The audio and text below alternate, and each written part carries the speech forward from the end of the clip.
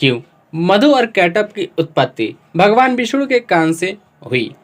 क्या मधु और कैटअप आज भी जीवित हैं? दोस्तों, इसके बारे में जानने के लिए इस वीडियो को पूरा जरूर देखें। दोस्तों, सबसे पहले हम आपको बता दें, मधु और कैटअप राक्षस एक प्रकार के मैल हैं जिनकी उत्पत्ति भगवान विष्णु के कान से हुई थी। भगवान विष्णु शेष शैया पर गहरे ध्यान में डूबे थे। मधु और कैटअप उनके कानों से निकलकर बाहर विचरण करने लगे और जैसे ही शेष शैया से उतरकर वे दोनों क्षीर सागर में पैर रखा तो उन दोनों के सामने एक भयंकर मछली आ गई। वह मछली मधु और कैटअप को मारने का प्रयास किया। तब शेषनाग जी ने ही उन दोनों को बचाया।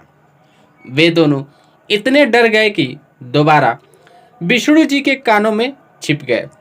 तब आदि शक्ति प्रकट हुई और मधु कैटअप को ओम क्लीम का जाप करने के लिए कहा। उन्होंने यह भी बताया कि इस मंत्र का जाप करने से उन दोनों को अद्भुत शक्तियां प्राप्त होंगी जिनसे उनके भीतर का भय समाप्त हो जाएगा। वे दोनों ओम क्लीम का जाप करने लगे। उनके जाप से आदि शक्ति अत्यंत प्रसन्न हुई और उन दोनों को इच्छा मृत्यु का वरदान दे दिया। शक्तियां प्राप्त करने के बाद मधु और कैटअप अहंकारी बन गए। विष्णु जी के कानों से निकलकर विष्णु जी को ही शेष शैया से भगाने का प्रयास करने लगे। तब शेषनाग जी ने उन दोनों को वहां से भगाया।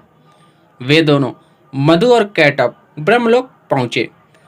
उन दोनों ने ब्रह्मा जी से कहा, या तो तुम मुझसे युद्ध करो या फिर ये लोग छोड़कर भाग जाओ। तब आदि शक्ति ने ब्रह्मा जी को भगवान विष्णु के पास जाने के लिए कहा।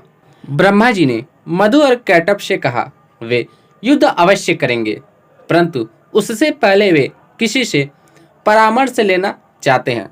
मधु और कैटअप ब्रह्मा जी की बात मान गए। ब्रह्मा जी विष्णु जी के पास गए और बोले, हे परमेश्वर, आज सृष्टि के रचयिता ही सुरक्षित नहीं है। दो राक्षस उनसे युद्ध करना चाहते हैं और ब्रह्मलोक को छीनना चाहते हैं। तब विष्णु जी ब्रह्मदेव की रक्षा करने के लिए उनके साथ ब्रह्मलोक आए। उन्होंने मधु और कैटअप से युद्ध किया।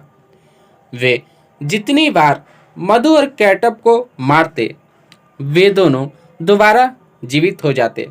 तब आदि शक्ति प्रकट हुई और बताया, मधु और कैटअप को इच्छा मृत्यु का वरदान प्राप्त है, इसलिए जब तक वे स्वयं से मृत्यु को स्वीकार ना करें तब तक उनकी मृत्यु नहीं हो सकती। विष्णु जी ने तब एक सुंदर स्त्री का रूप धारण किया और मधु कैटअप के पास गए। उस सुंदर स्त्री को देखकर मधु और कैटअप मोहित हो गए। उस स्त्री ने कहा, आप दोनों शक्तिशाली जान पड़ते हैं, व्यर्थ ही युद्ध में अपना समय व्यतीत कर रहे हैं। आप दोनों विष्णु जी को कोई वरदान देकर उन्हें हटा दीजिए। मधु और कैटअप ने विष्णु जी को वरदान मांगने के लिए कहा। विष्णु जी ने कहा, ठीक है, परंतु मेरी एक शर्त है। तुम दोनों जो मुझे वरदान दोगे उसकी इच्छा भी स्वयं अपने मन में करोगे।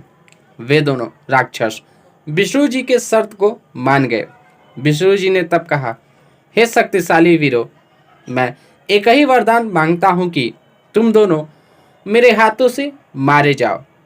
उसके बाद विष्णु जी ने दोनों मधु और कैटअप राक्षस को मार दिया।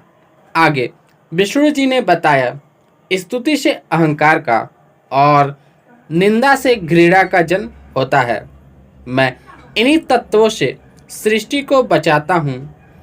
ये दोनों असुरी शक्तियाँ, इन्हें कान का मैल ही समझना चाहिए और इन्हें कान से निकालकर सदैव के लिए समाप्त कर देना चाहिए।